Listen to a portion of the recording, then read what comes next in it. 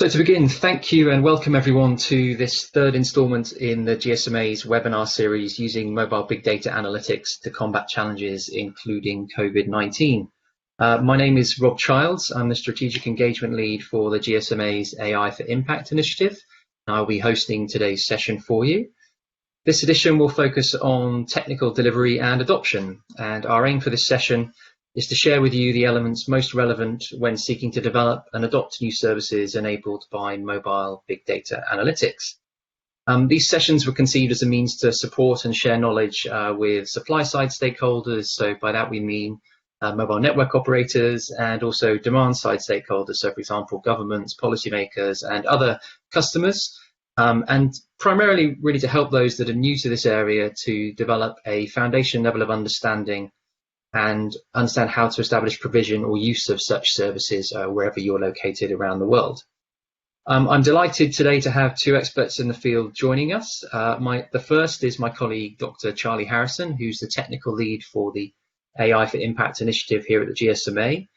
Charlie will shortly take us through the main technical considerations when developing new mobile big data analytics services. And I'm also delighted to have with us Kristofer Agren, who is the Head of Data Insights for Telia's Division X. Kristofer will kindly be sharing with us the approach that Telia have taken to develop their crowd insights service, and will also share with us some examples of how they've been using this capability in delivering services directly in response to COVID-19, as well as some broader applications. And then finally, we'll wrap up today's session with an opportunity for you, the audience, to ask us questions. And we'll also let you know where you can find out additional information on the approaches we've covered in today's session. As a reminder for the Q&A, we invite you to submit questions at any point during the session using the Q&A button on the right-hand side, and we will address those towards the end. So to begin, I wanted to start with a quick reminder of the GSMA's AI for Impact initiative for those of you that have been joining us on the series so far, but for those of you new, to give you a brief overview of what we do. But then I really want to get into giving you a flavour of some of the applications and the impactful operator solutions that we've observed over the last 5 or 6 months since the beginning of the COVID-19 pandemic. So to set the context, the GSMA launched the AI for Impact initiative in 2017 with a view to scale up mobile big data analytics and AI solutions sustainably and to address a wide range of humanitarian, social, health and environmental issues. We have an advisory panel of UN agencies and global partners. Examples include the World Health Organization, UNICEF and the World Bank. And we also bring together a task force of 21 mobile operators from around the world. At a global level, we're working to establish a common framework for implementing mobile big data projects, therefore defining the technical, commercial, ecosystem needs, as well as the privacy and ethical requirements that are required to deliver sustainable products and services. And at the local level, we work with operators and partners to implement projects and cross-sector collaborations that help to unlock the market. It's also worth clarifying at this point what we mean when we refer to mobile big data analytics. We want to use a consistent definition throughout the series. So here we're referring to when mobile operators are providing impactful insights, products and services that leverage aggregated, non-identifiable mobile network data. When combining this with third-party data and applying advanced analytics, and also ensuring the protection and respect for individuals' privacy, by considering the ethical implications of this work. Now, to bring that to life a little bit and to make it more tangible, I'd like to share with you a quick verbal update on some of the examples that we've seen from members in our task force, but also more broadly over the last 5 or 6 months. Examples we've seen include Telenor in Norway, who've been working with the National Institute of Public Health, where this data has been used to allow health authorities to examine if government actions such as school closures, teleworking and banning cabin trips have reduced the spread of the infection and impacted on population mobility. In Italy, Vodafone have worked with the regional authorities and the Civil Protection Agency in the Lombardy region in the very early stages of the outbreak. They also are working in Ghana, supporting the development of mobility indicators for the Ghana Statistical Service. Here, so that officials can see the change in count of active mobile subscribers in various districts on particular days in order to monitor the volume of movements with and across those districts. And going further, Vodafone has developed a platform to provide insights to other countries across its footprint in Europe and Africa. Orange, another operator in France, have been working with Incern, where some great insights have been revealed from the work there. For example, the lockdown has delivered, or rather caused, a 65% reduction in the countrywide number of displacements, and also revealing that the mobility drops were unevenly distributed across the regions in France. Orange also continue to serve stakeholders across their broader footprint in Europe and also in Africa. Telefonica, as another example, are providing insights again across Europe, but also in Latin America, revealing mobility patterns to help understand the propagation of the virus, monitoring confinement of population and adherence to lockdown measures, hotspot detection to identify potential transmission locations, and also to improve epidemiological models. Telia, of course, we will hear from today, who are providing insights on trips within the Nordic countries, so thereby Norway, Denmark, Sweden, and Finland. And another interesting example comes from Spain, where all three operators, Orange, Vodafone, and Telefonica, are providing data to the National Statistics Office. The Spanish National Statistics Institute wanted to have a good approximation of mobility levels of the Spanish population during the state of alarm, and have been publishing regularly statistics on movements within the country. Also above the individual country level, in Europe, for example, the European Commission requested that mobile operators support by providing aggregated anonymous data, and a number of operators, both in our task force and beyond, have been working and supporting with the European Commission's Joint Research Commission to provide insights in that space. Now, we hope to bring and intend to bring more details with these and future examples in future editions of the series. So I won't labour on those more for now. But what's interesting, and we would like to emphasise, is that these examples, I think, are really beginning to demonstrate an increasing awareness from governments and also mobile operators of the ability that mobile big data analytics can bring to help monitor and limit the spread of disease and also inform decisions. Now, throughout all this work, protecting and respecting the privacy of individuals is paramount. Mobile operators are committed to protecting the privacy and rights of individuals and will ensure that any assistance provided in response to the COVID-19 crisis is delivered in accordance with applicable data privacy laws. The GSMA maintains that consumer privacy should be protected and respected at all times, and of course the AI for Impact initiative supports this. So with our members, we've been providing and using guidelines throughout our work for an extensive period of time. For example, over the past years, we've published privacy and ethical considerations for the use of mobile big data analytics in AI. And it's important to keep in mind here that we're talking about aggregated, non-identifiable insights that describe population density or the movement volumes of people. We've touched on some examples on the last slide, but to give that a little more color, so operators are starting to develop products and creating dashboards, reports, and heat maps as a means of output of their analysis that they're able to share with government agencies. GSMA also recently published specific guidance in light of the COVID-19 outbreak, centered around key principles to deliver trusted solutions, such as transparency and accountability, as you can see on the slide in front of you. We believe these are really important for all stakeholders to be applying these principles, and therefore are encouraging their use across the mobile ecosystem. And to find out more about those principles, we encourage you to visit the earlier editions in this webinar series. This is the third edition, particularly the previous edition on policy and privacy, which talks about the relevance of the policy and privacy aspects mentioned, that apply to both to the development of capabilities, but also once providing solutions and services. Indeed, we'd like to emphasize that the policy and privacy aspects are intrinsically linked to how the technical aspects of mobile big data analysis should be approached and delivered. So without further ado, I'd like to hand over to my colleague, Dr. Charlie Harrison, who's the technical lead for the AI for Impact program. Charlie's going to take us through some of the more detailed technical considerations and how mobile operators actually move from using the data that's generated by their networks to delivering insights. Over to you, Charlie. Thank you very much, Rob. So I'm Charlie Harrison. I'm the technical lead on the AI for Impact project of the GSMA. So this slide, you can see the curve in the top right represents the course of an epidemic or a pandemic in terms of the severity of the outbreak.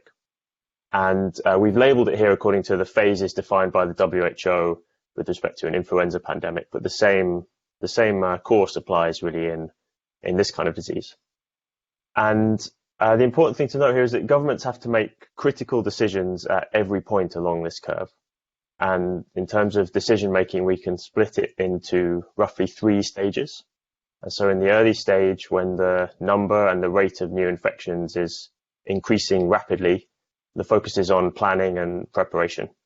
And so the objectives are prepare your resources, your equipment, hospital capacity, protect the population, delay the rate of incoming infections to avoid a very steep curve which might overwhelm the healthcare systems.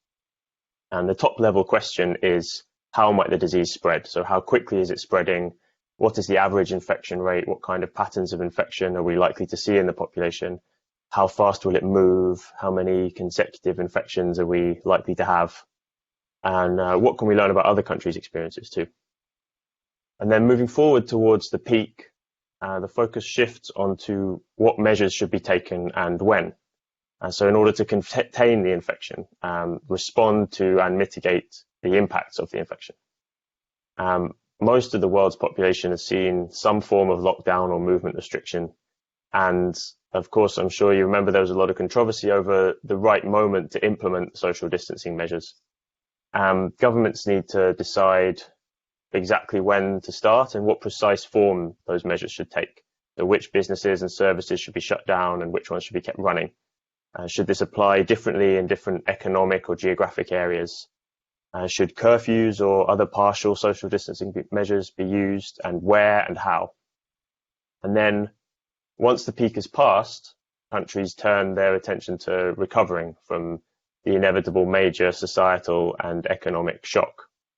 And this has to be done safely and responsibly. And it's an incredibly complex puzzle to solve. How do you piece back together the normal operations of a system on the scale of a country, decide which parts are safe and which aren't, which industries, areas, or socio-demographic groups are recovering well and which ones need more support?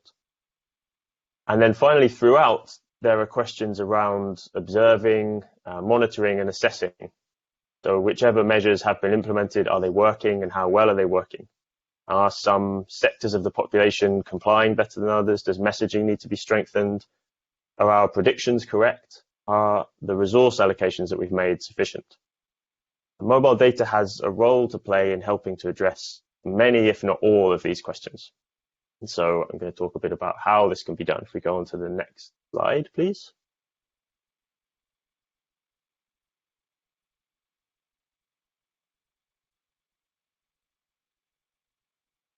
Thanks, Rob. So first we need to define what we mean by mobile big data. There are a number of important characteristics that we should bear in mind when we're talking about mobile big data in particular. First of all, we have the 4 V's, which are a common part of definitions of big data. If we take the first 2 together, volume and velocity, this means that mobile big data takes up a lot of space on disk and it expands very rapidly. So there are over 5 billion unique mobile phone subscribers globally, and it's not uncommon for an individual mobile network to process billions of events per day.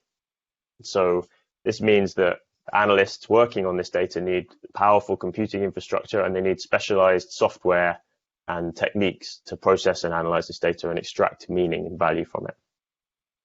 The next V is variety. So this means that there are different types of data stored in different structures and formats, and these all need to be managed separately, but with the ability to combine them into a single unified view when appropriate.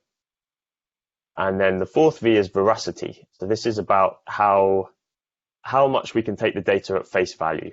So mobile network systems are extremely complex. Coverage and cell locations are dynamic. They change over time as network improvements are made. There are subsystem outages due to maintenance or component failure. Customer behaviors can vary between markets or at different times of the day or week or year. And without careful management and interpretation, all of these complexities can introduce errors or biases. And then the fifth important characteristic is organic. And this means that the data is generated without the express purpose of collecting data. So the data records that we're talking about that mobile networks produce fulfill essential functions within the network, like routing calls, calculating bills, or providing customer service. So if we go on to the next slide, please. So for the most part, we're talking about location and mobility data. That's how people are moving around, how populations are distributed in space, which areas are connected by movements of people. And this isn't always the case, though. But even data that isn't related to movements and locations of populations has some geographical component. So it can reveal what's happening in a region at a particular time. It's very important to note at this point that operators remove all identifying data at the earliest stage of processing before beginning any of the steps that I'm going to talk about in a moment. By the time any data is shared externally, it's been aggregated and anonymized so that re-identification of any individual customer is impossible, really. Okay, so now that we've defined what mobile big data is, how is it processed to create insights and support the kinds of critical decisions that we've mentioned on the first slide? So this diagram here illustrates the generic process of adding value to mobile data, starting from the raw resource on the left-hand side and eventually working towards supporting impactful decisions. And there are broadly three types of MNO data that are relevant here. We have customer data, which is fairly static data about customers used for customer relationship management. There's event data, and this is data about interactions between customers and the network. And this is the very rapidly moving, fast-growing data. So each event relates a SIM card to a cell tower or a base station at a point in time. And this is the key principle to location and mobility data. And then we have network data, which is data about the network itself, the locations of towers, their operational status, their levels of activity. And mobile data is not unlike other big data sources in the steps required to process it. And there are broadly three stages in this generic framework. So first we have processing. And that's about removing biases, performing quality assurance and validation, correcting or controlling for any potential sources of error. So filtering out irrelevant or erroneous records, validating against other data sets or ground truth where available, aggregating the data together. This is all covered in the processing phase. So this is critical to obtain a usable output before you apply the analytics. And all of these capabilities lie firmly within operators. So this is where the data is generated, where it's best understood. The result at the end of this processing phase is a set of aggregate indicators, typically, which can then support further analysis. And so the analytics itself is the second phase. And this is where the cleansed and processed data is combined with other data sources and subjected to analysis around the specific research questions or objectives. This will almost certainly involve data from other non-mobile sources like satellite or survey data, maybe settlement maps or infrastructure locations, and also the application of one or more specialized tools or techniques like geographical information systems, GIS, machine learning or statistical analysis. And the expertise for this phase might sit within operators, or it might belong to agencies or governments or third parties. And then finally, we have the packaging phase. This is where the results are compiled into a usable format so that they can be incorporated into existing decision-making processes. Selecting the right format depends on the capabilities and requirements of the demand side, which is typically government. But it might be a one-off or perhaps a regularly generated report. It could be a visualization or a dashboard, or it might be a fully fledged decision support system. Now, what we're seeing in COVID-19 is that there are a few specific types of aggregate indicators that operators are producing at the end of the processing phase that are providing critical insights.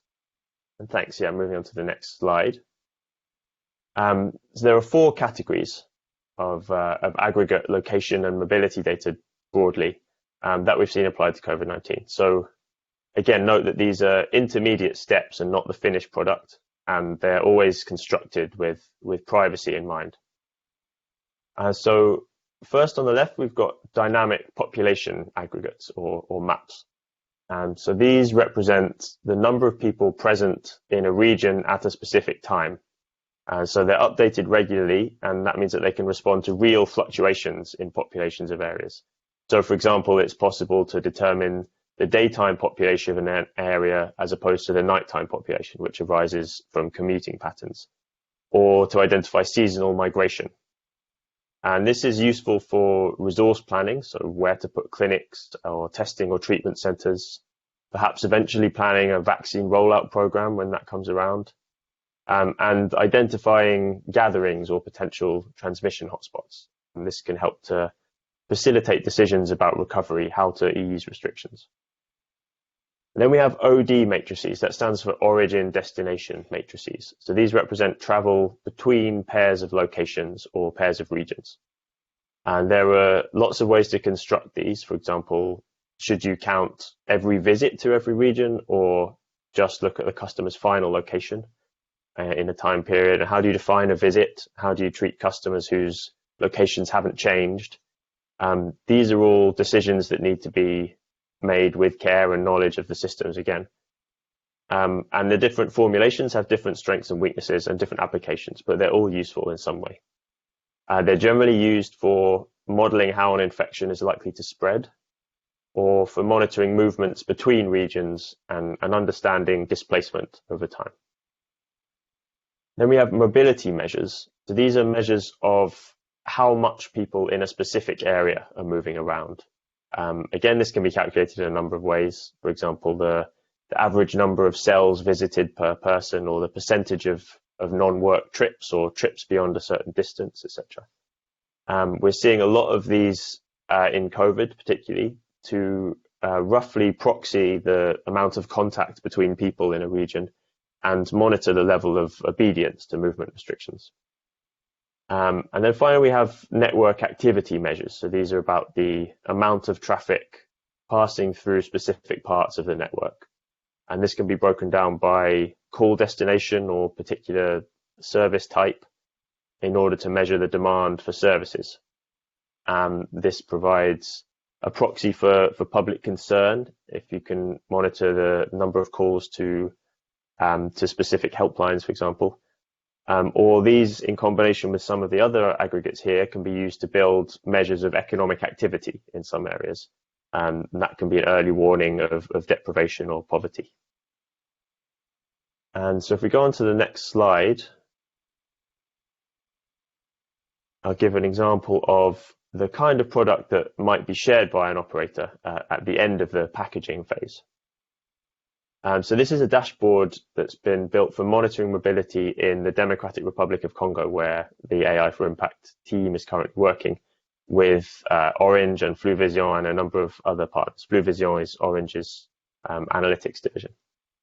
And so the capital of Kinshasa and the surrounding province has been the center of the outbreak in DRC so far. And there have been partial lockdown policies and economic slowdowns. And this has had an impact on the inbound and the outbound mobility in Kinshasa, as well as the number of people present in the region. And all these three things are indicated in the figures and the charts on the right-hand side of this dashboard. That just gives you a quick heads-up view of the situation on the ground. And the dashboard allows health authorities to track population mobility trends, both within and across different health districts, throughout the country. And as the virus spreads, this is going to be a useful tool for governments, we hope, to track the potential propagation of the virus and to devise informed policy responses. So, final slide. What we plan in DRC is to follow an incremental approach. So we have a hierarchy of use cases in increasing order of complexity of modeling or data requirements or tools that will be needed. And so phase 0 on the left, we've called phase 0 because it's really foundational to all other use cases. And this is about building a more accurate view of the distribution of population, how many people live in each area in a static sense, but also in a dynamic sense, as explained earlier. For example, adding seasonal migration knowledge about that. Then moving on to phase 1, which is what we've displayed in the dashboard just there. That's about population mobility. So understanding the impact of various lockdown and restriction measures and the crisis itself. Understanding how effective curfew and lockdown measures have been, where they've been implemented, understanding changes to migration and the impact of closures of international or regional borders. And it allows us to focus on particular mobility hubs, like gathering spots, or the closures of workplaces and schools, etc.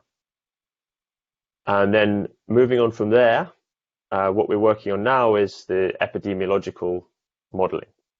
So this is where we're trying to build predictive models to estimate how the disease will spread based on mobility data. So if we can understand where the disease is, where the outbreak is at its most severe, and we can understand how people are moving from that region to other regions, that allows us to predict whether the disease is likely to spread to other regions and how, and also to better determine what kind of coordinated lockdown policies we might implement in order to restrict this spread. From there, we hope to go on to logistics and infrastructure modeling type use case with the addition of extra GIS data on infrastructure, stock, and other resources. So that's about planning whether our provisions are sufficient. Do we have enough supplies of health equipment, testing kits, protective clothing, PPE, ventilators, etc., in each region in order to cover the estimated disease burden? Is the electricity supply sufficient? Have we placed our health centres and our testing centres in the right place in order to achieve maximum population coverage with limited resources? And then finally, perhaps the most complex use case is around economic modelling. So can we understand whether there are regions that require extra emergency help, support due to some kind of distress indicator that might be seen in population? Have people suddenly stopped using mobile money services or topping up their phones, for example, and that might indicate major economic stress, perhaps impacting on food security. And if we can identify which districts or regions are most susceptible to these, which ones are suffering and which ones are recovering, that allows us to target government welfare and support and to maximize the impact that we can have on mitigating this terrible disaster. It's worth noting that there will be another webinar on this topic around the DRC specifically later in the series. But that's all from me. I will pass back to Rob. Thanks very much for listening. Excellent. Thank you very much, Charlie. I'd like now to hand over to Kristofer Agren. Kristofer, who I mentioned earlier, is head of the Data Insights Division at Telia. Kristofer, if you'll allow me a brief intro. So Kristofer is, I think it's probably fair to be described as an experienced leader and as an evangelist in the analytics space. So prior to joining Telia, he held commercial analytics and technology positions in various consulting houses, startups, scale-ups, and corporates, both across Europe and the US. And Kristofer also has a special interest in artificial intelligence. So it's also delivering several projects in that area. Kristofer, if you're ready, I'll hand over to you and let me know when you'd like to progress with the slides. Thank you, Rob. Yes, please go to the first slide. Yeah, we can do the next one. That wasn't just the title slide. So for those of you who don't know Telia, we are the largest operator in the Nordics and the Baltics. And we have been around for a while. Telia was founded the year 1853. So we've been working with technology innovation for quite some time. But today I'll talk about Crowd Insights, which is our mobility data solution, and which has also now been useful during the pandemic. And I'll start where we started some years ago when this was an innovation project. And it started with really looking at the privacy perspective first. And here you see some numbers. This is the 1.5 billion. That is an example of number of events per day for just one of our markets. And that data set is huge and it's noisy. And if you're not careful, it could actually be used to identify people. So we really started with a privacy first approach. Before looking at any data, before looking at any of the commercial opportunity, we needed to find where do we stand on the privacy. How can we do this on a ethically and also legally, but also ethically correct way? So that is where we started, and now we actually have a product or a suite of product that is commercialized and live in the Nordics and Estonia. So please go to the next slide. So this, as I mentioned, started as an innovation project 4 years ago. And certainly we needed to evaluate the privacy, but it turns out that this is, and I think also was alluded by Charlie, is actually a pretty big endeavor. The technical challenges are large. It is a big challenge to, on top of the mobile network, which is ever changing, provide insights to, for example, authorities, municipalities that are comparable over time. You know, being able to compare what is the effect year on year, for example. Sounds easy, but it's actually quite challenging to do that and maintain high statistical significance. But it's also crucial for the municipalities and authorities as they make large infrastructural decisions, for example, or policy for that matter. So there's been many aspects that we've looked at during our journey.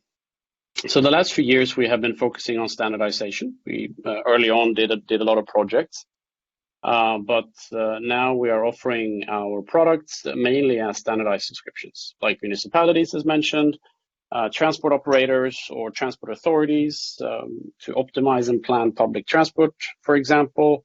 We have a public case in Helsinki where we were part of helping them optimizing a new subway that led to reduced carbon emissions and fewer cars on the road. Retailers use our services to optimize store placement, for example, to measure conversion rates for brick and mortar shops. Out of home advertising is also an area where you can do attribution modeling with this type of data. So we have a lot of vertical solutions. So there's no one product that fits all, but rather we have these solutions that are adapted to verticals and specific use cases. And the work we've done now with mobility data during the pandemic has been fully based on this existing Crowd Insights solution. And to the right there, on the top, you see a screenshot from our one of our standard offerings for municipalities, and it's showing Stockholm, and it's showing a activity view. And it's one of the views in this product where municipalities, different parts of the municipalities, can go in and use this to better plan their services. Was usable before the pandemic, and now in the pandemic, there's completely different movement patterns, and municipalities still need to be able to provide relevant services. So these have been even more important during the pandemic. And at the bottom, you see one of the public analysis that we publish every week, actually, where we compare overall mobility in the Nordic countries. You can see they're indicated by different color lines. So we did that starting in April and have been providing that ever since. So we publish this on our website, and it's publicly available for everybody, and along with, of course, information on how the data is managed and the data, anonymity is secured and so on. And here you see something pretty interesting there in the left part of the graph, where you see mobility suddenly dropping, but not evenly, which has been a topic to discuss in media and also from a political standpoint. Next slide, please. So when we talk about our services and we talk about mobility data, it's often seen from a resolution lens. Often customers want to know, like, how detailed can I go? Can I see what's happening on the street corner?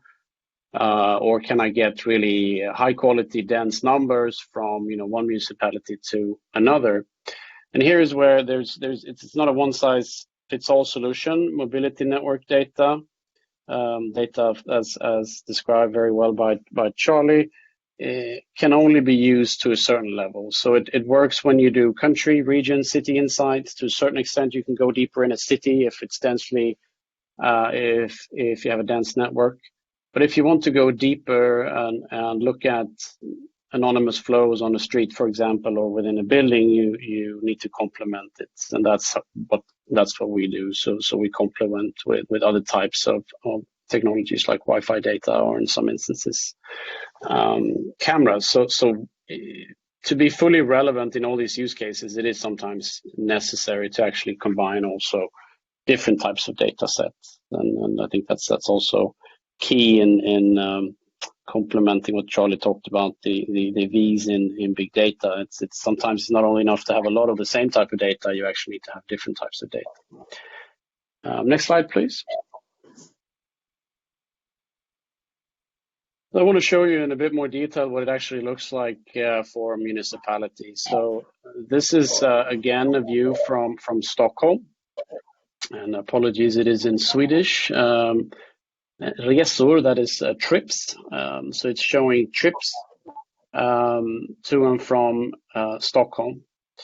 So this is one view that has been quite useful for municipalities and regions during the pandemic, but before and hopefully after the pandemic, it's also very useful as you're planning tourism and also public transportation and other type of infrastructure that relates to the influx or outflux of people. So this is what the app actually looks like. A municipality logs in, and they can see what's going on in their municipality. And you see there at the bottom, there's a bar plot, and you can see a big dip around the mid-March, and that's when a lot of the recommendations were started to come out in Sweden, and people started to change their mobility behavior. And this has been key for a lot of the municipalities that we serve to understand what is actually happening day to day. So next slide, please.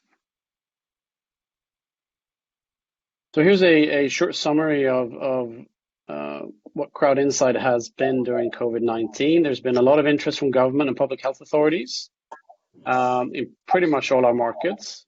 Mostly to better understand the movement following the restrictions. It has varied in the different Nordic markets. Some have mandated, some have recommended, like in Sweden. But what is the same across is that authorities are interested in finding out, well, what actually happened? What happened the day after? What happened 2 days after? Not so much on the epidemiological model, although that has been discussed, and has been few such cases, but it's been mostly to just generally understand what is happening on the mobility side. Telia chose to offer pro bono solutions to the public health authorities and similar authorities in all our markets. It's essentially providing the services that we already had. And before COVID, we had a lot of municipalities and regions already customers to us. So for them, we adapted the offerings to be even more relevant now in COVID-19 times.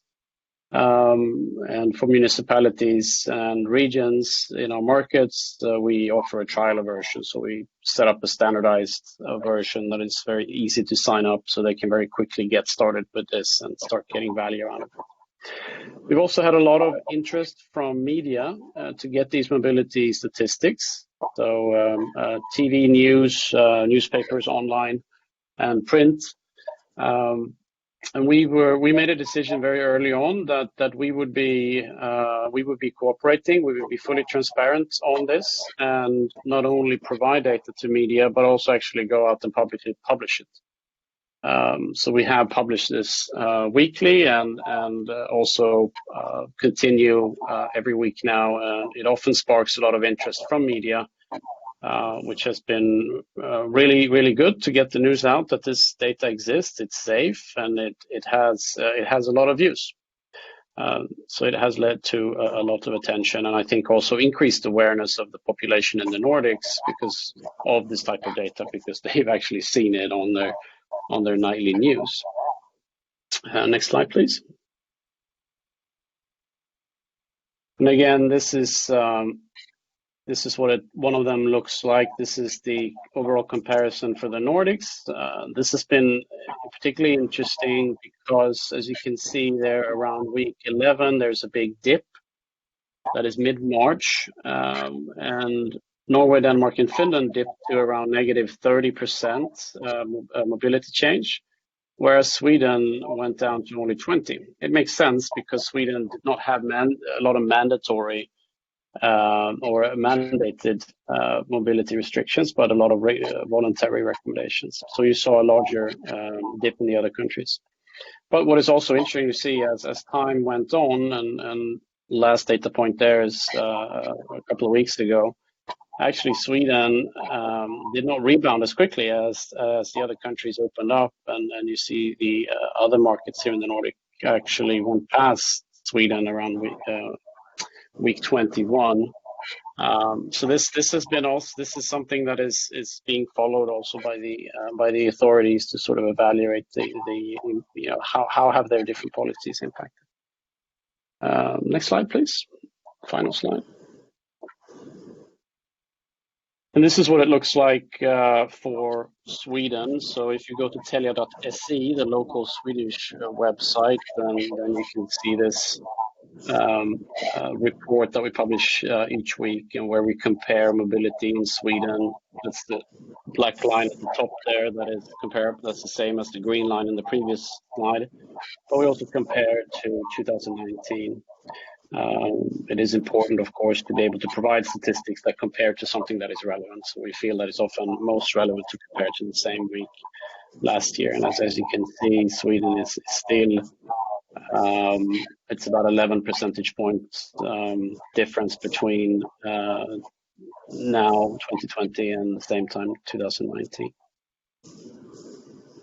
So I think I will stop there, and thank you for listening. And last thing I wanted to do before closing the session is to point you to where you can find additional resources on the AI for Impact the AI for Impact initiative.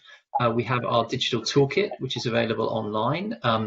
The address is on the slide in front of you. That's AI for Impact toolkit.gsma.com.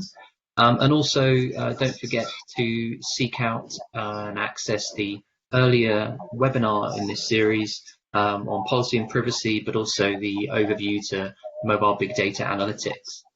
Within the toolkit here itself, there is a lot more detail around the topic we've covered today, the technical considerations. Indeed, there's a specific chapter focusing on that, as well as making reference to other areas, including policy and regulation, sustainability, and also some case studies of previous work that the AI for Impact initiative has undertaken in this space. So last but not least, I'd like to thank our audience for I'd like to thank my colleague Dr. Charlie Harrison for his earlier presentation, and also Kristofer Agren from Telia Insights for joining us today and sharing their insights with us through today's session. There is a further edition in this series. That next edition will be focusing upon sustainability and funding. And if you were interested in participating as the audience and learning more about that space, the opportunity to register for the event is shown up on the screen by emailing industrypurposeevents@gsma.com or on the GSMA Better Future website. That's all from us today. Thank you so much, everyone, for joining, and we'll end there. Many thanks.